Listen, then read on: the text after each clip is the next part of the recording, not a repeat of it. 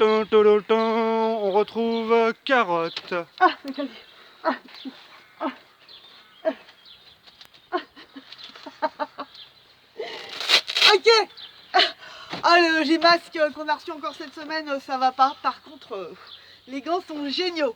Alors Vincent, un pandémique Mac, on dira cette fois. Mac comme macro, donc bien sûr, puisqu'il est entièrement consacré au personnel de santé, du soin et du sexe, bien sûr. Personnel de santé du sexe. Et aux 34 millions d'immunodéficients, aux amis gays, au sexe libre, à la drogue en bande bien désorganisée et au concert de rock'n'roll. Bref, à tous ceux qui sont déjà des survivants et qui vont encore devoir faire preuve de beaucoup d'imagination. Une semaine donc en attendant l'eau de l'estampe, avec des pinceaux humides et amers, de sueur mi-chaude, mi-froide, au goût de quinine en sirop électoral. Mon hommage aux homosexuels géniaux qui ne sont pas morts du sida. 5 héros historiques universels sont engagés dans la bataille.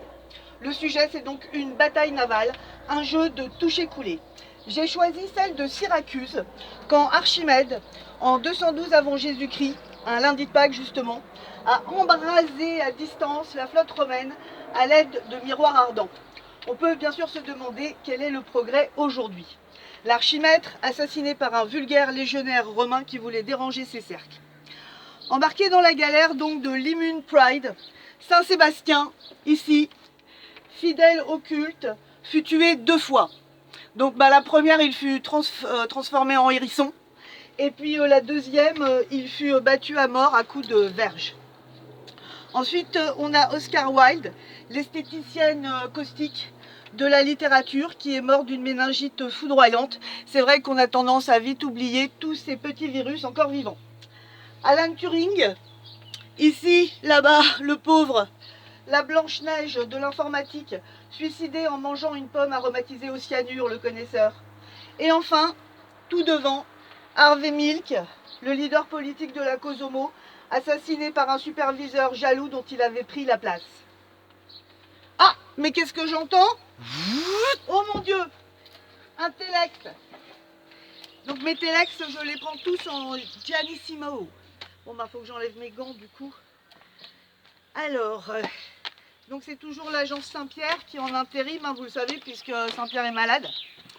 Alors, une bonne nouvelle naturellement. Alors, je le découvre avec vous. Une immunité naturelle sera offerte à tous les réfugiés sur le territoire français qui se porteront volontaires pour aller faire nos récoltes dans nos champs. Attention, ce n'est pas un sacrifice terroriste, c'est du volontariat terrorisant. Et si jamais il se mettait à chanter, je pense qu'on pourrait encore faire un petit billet avec. Et puis donc un deuxième Telex. Alors, en raison de l'affluence des réfugiés qui se portent volontaires pour nos récoltes, eh bien, nos très jeunes amis saisonniers n'ont plus qu'à aller se rendre volontaires eux-mêmes comme réfugiés en Ouzbékistan pour la récolte de nos champs de coton. C'est très beau l'Ouzbékistan, c'est là que j'ai été enlevée. Bon du coup, bonne semaine à vous et puis portez-vous bien et puis j'espère qu'on se déconfinera tous ensemble pour mon anniversaire. C'est le 12 juin.